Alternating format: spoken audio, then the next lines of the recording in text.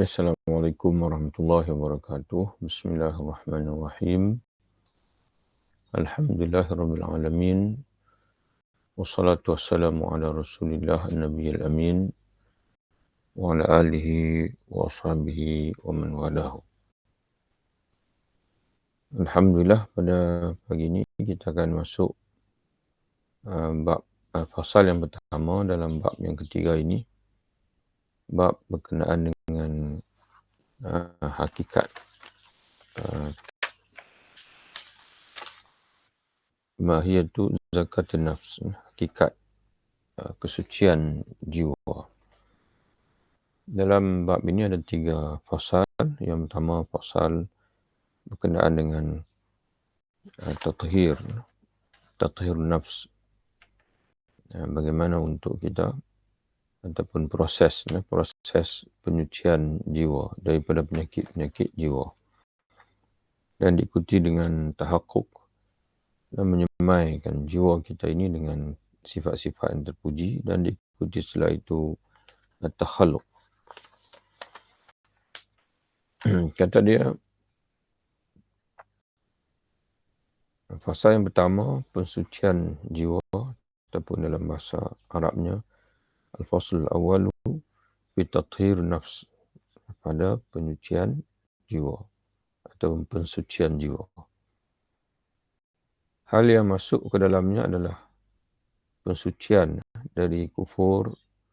Yang pertama dari kufur, nifaq, kefasikan dan bid'ah. Jadi yang pertama sekali, kata pengarang kitab kita ini, yang perlu kita sucikan daripada jiwa kita ini adalah penyakit kufur dan juga cabang-cabangnya, iaitulah nifaq, fasik dan juga bid'ah. Itu yang pertama. Yang kedua, kemusyrikan dan juga riak. Menyucikan jiwa daripada menyekutukan Allah, yang menafikan tauhid. Dan syirik ini 2 jenis, syirik akbar dan juga syirik asghar. Syirik asghar iaitulah riak. Jadi yang pertama menyebabkan kita ini menjadi musyrik, itu syirik akbar. Yang kedua, syirik yang tidaklah akan menjatuhkan kita kepada musyrik, menjadi musyrik tapi merosakkan amal kita, iaitulah riak. Iaitu kita menduakan Allah dalam qasad, dalam niat ketika kita melakukan amalan. Yang ketiga, membersihkan jiwa daripada cinta kedudukan dan kepimpinan, iaitu hubbu al-jah wa ri'asah. Maknanya gila pangkat, gila kedudukan dan juga gila pangkat. Yang keempat, kedengkian, al-hasad. Yang kelima, ujub, merasa kagum dengan diri sendiri. Yang keenam, kesombongan, iaitu al-kibr, at-takbur, sombong, merasa diri lebih daripada orang lain. Yang ketujuh, kebakhilan, kikir, bakhil ataupun kikir. Yang ke-8, keterpedayaan, al-ghurur, terpedaya dengan dunia. Jadi hidup dengan dibelenggu oleh dunia dan lupa kepada kematian dan juga akhirat. Yang ke-9, amarah yang zalim. Dalam bahasa Arabnya al-ghadhabu zalim, makna marah yang melampau dan berlebih-lebihan. Yang ke-10, cintakan dunia. Dan yang ke-11, mengikut hawa nafsu. Jadi sebelum dia mengupas bagaimana untuk kita ataupun keperluan kita membersihkan jiwa kita daripada 11 penyakit-penyakit jiwa ini, dia kemukakan satu pengantar atau mukadimah terlebih dahulu. Maka kata pengarang kitab kita ini, Al-Alamah Syekh Said Hawar rahimahullah, penyakit jiwa ada 2 macam, Penyakit jiwa ada 2 jenis. Yang pertama, bentuk penyakit yang meniadakan berbagai maqam hati. Mana penyakit-penyakit yang jika kita tidak bersihkan menyebabkan kita tidak akan berada pada maqam hati yang diredai oleh Allah.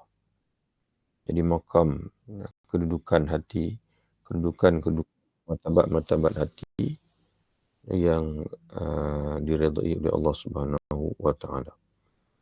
Maqam iman, maqam ihsan sebagai contohnya, dan maqam taqwa.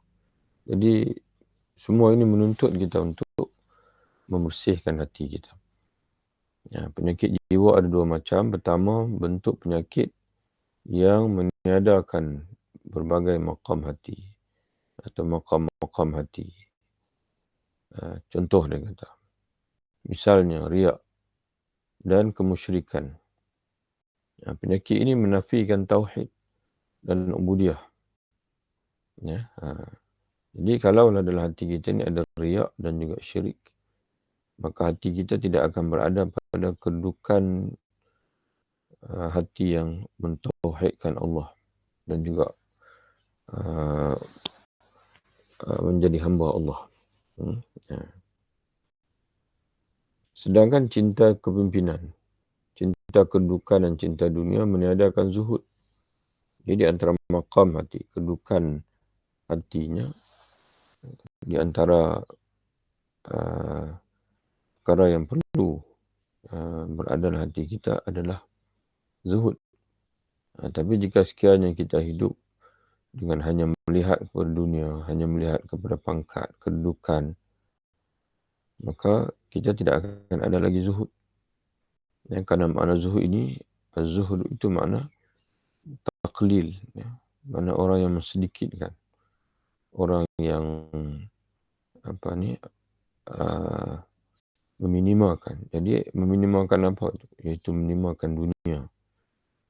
Orang yang meminimalkan dunia dalam kehidupan dia untuk dia membanyakkan akhirat, membanyakkan masa dengan akhirat.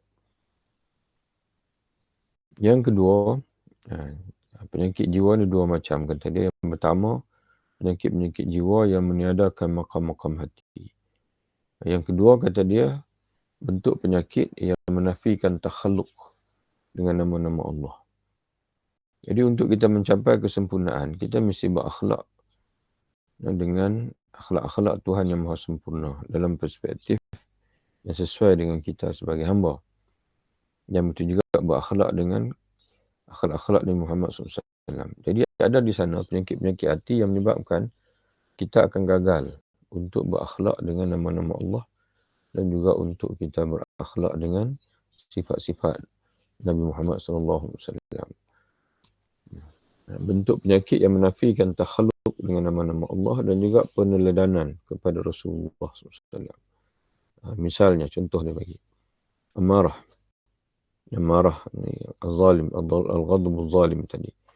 Marah yang melampau-lampau, yang bukan pada tempatnya, maka ini meniadakan kesantunan, al-hilm, di mana Allah Ta'ala ni Tuhan yang maha santun, al-halim ataupun as-sabur. Maknanya as-sabur. Jadi Allah Subhanahu Wa Ta'ala, di antara nama dia iaitu al-halim, Tuhan yang maha penyabar ataupun as-sabur. Jadi bagaimana Allah itu maha penyabar, iaitu dia tidak menzalimi hamba dia dan dia tidak cepat-cepat mendendami hambanya ataupun ingin menghukum hambanya. Sebaliknya dia beri tangguh.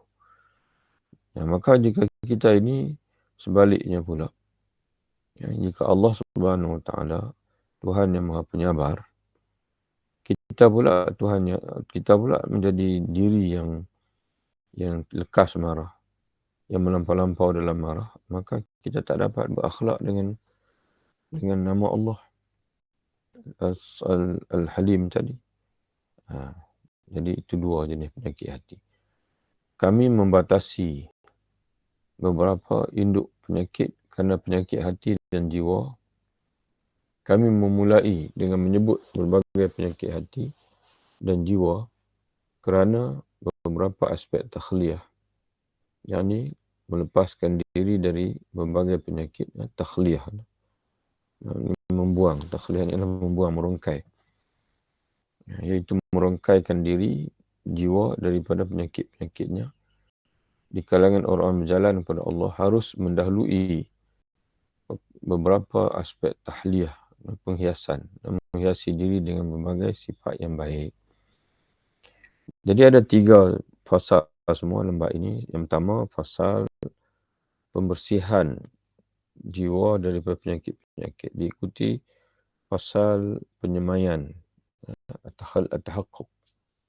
Yang diikuti setelah itu takhalluq. Jadi kenapa perlu bermula dengan penyucian jiwa dari penyakit-penyakit? Karena bagi orang yang ingin melalui jalan kepada Allah, konsepnya adalah at-takhliyah summa at-tahliyah. Kena at-takhliyah dulu. Kena buang dulu baju lama, kemudian pakai baju baru. Mana buang penyakit, buang penyakit hati, kemudian pakaikan kepada hati dan perhiasan-perhiasan hati, iaitu maqam-maqam hati tadi. Maqam ubudiyah, maqam tauhid, maqam ikhlas, maqam iman.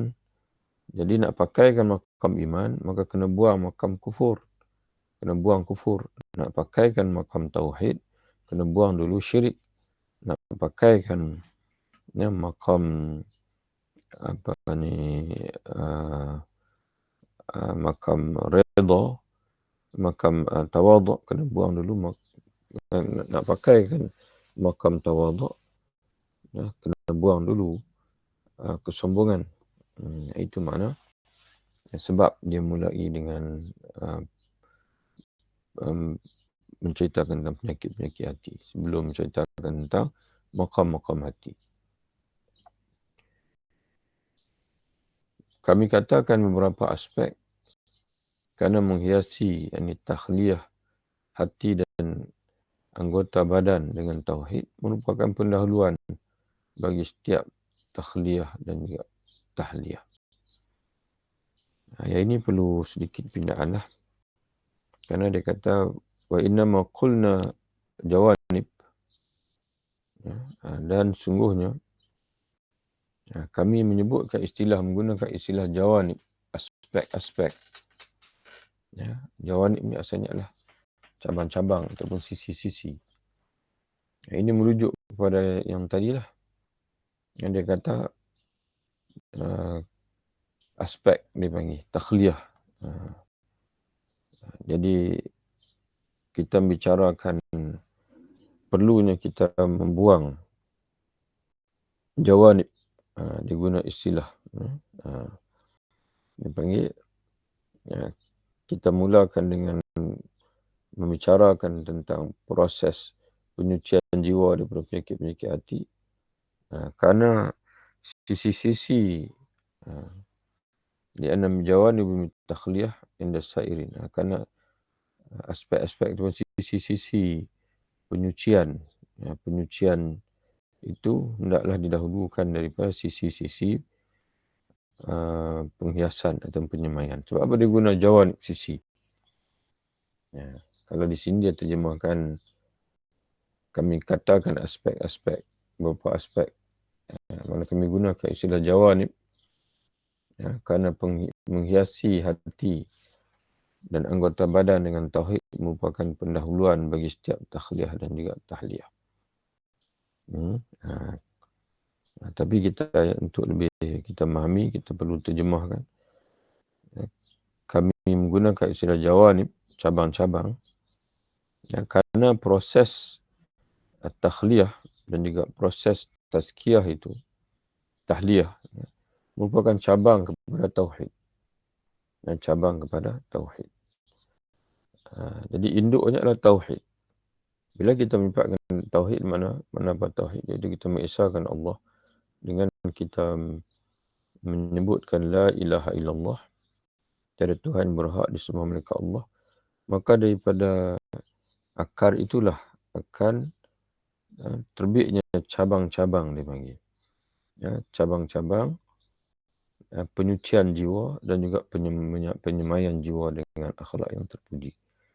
Jadi daripada ucapan la ilaha illallah itu menuntut kita untuk membuang syirik, membuang kufur, membuang riak, sebaliknya kita menyemaikan tauhid, ubudiyah kepada Allah, iman, keyakinan kepada Allah, tawaduk dan sebagainya. Itu maksud dia. Jadi ala kulli hal, apa yang kita lakukan dalam penyucian jiwa ini sebenarnya untuk menghakikatkan tauhid kita kepada Allah. Kesucian tauhid kita kepada Allah Subhanahu, ketulusan tauhid kita kepada Allah itu menuntut kita untuk menyucikan jiwa. Dan dalam penyucian jiwa ini mesti merangkumi dua proses. Membuang dan juga memakaikan. Membuangkan penyakit-penyakit dan kemudian menghiaskan, memakaikan pada jiwa kita itu maqam-maqam taqwa, maqam-maqam iman, maqam-maqam ikhlas dan sebagainya. Waqtasarna kami batasi beberapa induk penyakit. Ada 11 saja penyakit. Padahal banyak lagi, tapi kami bataskan 11 ini kerana itulah induk. Kami batasi beberapa induk penyakit itu 11 semuanya kerana penyakit hati dan jiwa sangat banyak jumlahnya. Sehingga terlalu panjang untuk dibahas semuanya. Oleh sebab itu kami sebutkan berbagai penyakit yang popular. Mana yang 11 tadi adalah penyakit-penyakit yang popular, yang masyhur. Yang sudah tidak asing lagi bagi orang awam dan juga orang khusus. Sama ada orang awam ataupun orang khusus, mana awliya Allah, Rasulullah. Maka penyakit induknya inilah 11 tadi. Dan menimbulkan dampak kesan berbahaya bagi kehidupan semua manusia.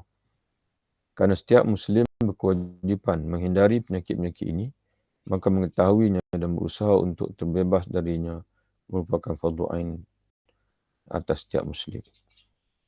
Membebaskan, membersihkan jiwa daripada 11 penyakit hati yang disebutkan secara umum tadi, dan akan disebutkan perinci selepas ini adalah fardu ain, kata dia.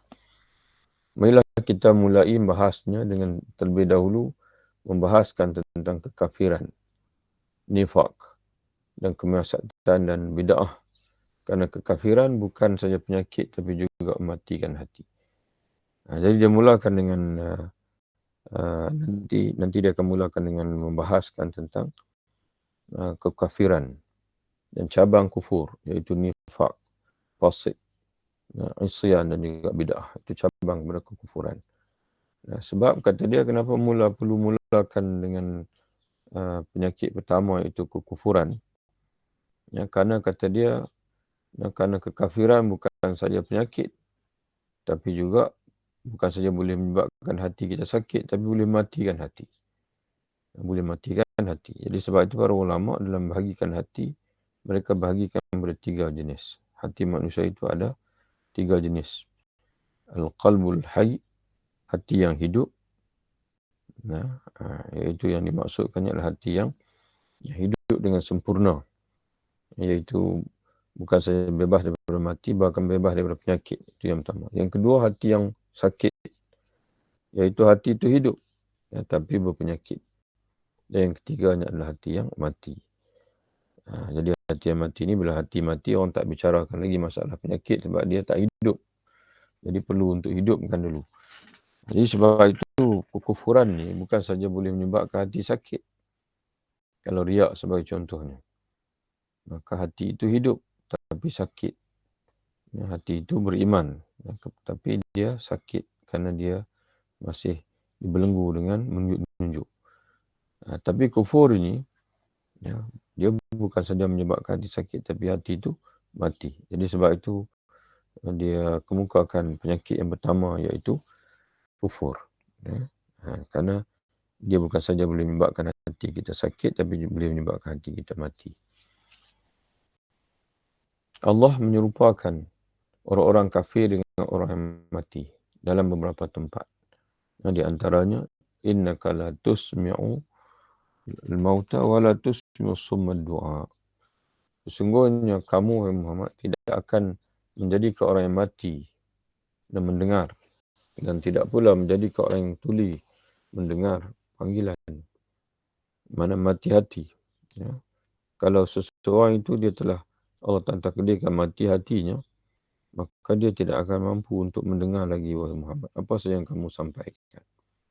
Yang ketiga, orang yang Allah Ta'ala jadikan telinga dia tuli daripada mendengar kebenaran, maka dia tak akan wala tusmi'us sum'a du'a, dan tidak pula Allah menjadikan orang yang tuli itu mendengar panggilan. Ya, mana panggilan kamu serulah mereka, kamu bacalah Al-Quran kepada mereka, mereka tidak akan mampu untuk mendengar lagi. Yang ini sima'u tadabbur, ya ta'aqul, atau sima'u i'tibar. Ya, sebab Allah telah tutup pintu hati mereka. Allah jadikan hati mereka mati, dan Allah jadikan dia panggil pendengaran mereka itu tuli dari sudut dia mendengar kebenaran. Ya. Apabila mereka telah berpaling membelakangi. Surah 6 ayat 80. Jadi punca Allah Ta'ala matikan hati mereka kerana sikap mereka sendiri. Yang peringkat awalnya Allah belum menutup hati mereka, tapi oleh kerana mereka tidak mengindahkan ayat Allah, maka Allah menutupi hati mereka. Li'annana ra'ayna annam manba' razail, kerana itu kami memandang perlu mengingatkan kepada pembaca semua sumber kenistaan dan manba', sumber segala kekejian, razail diterjemah dengan kenistaan, dan pangkal bagi segala penyakit, iaitulah kekufuran, kekafiran itu.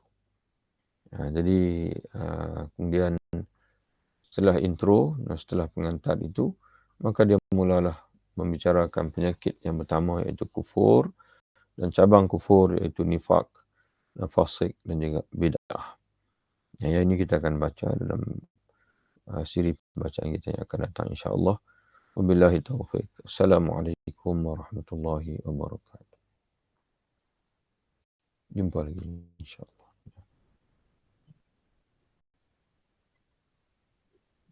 Terima kasih, Ustaz.